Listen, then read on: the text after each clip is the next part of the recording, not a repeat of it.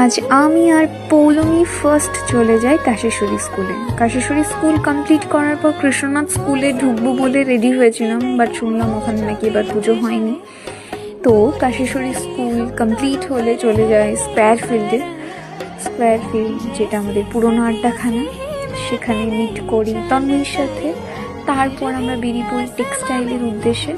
রাস্তায় একটি ঠাকুর পড়ে, তো আমরা সরস্বতী মাকে প্রণাম করে বেরিয়ে যাই টেক্সটাইলের দিকে।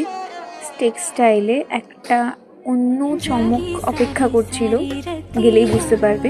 Wait for the next video.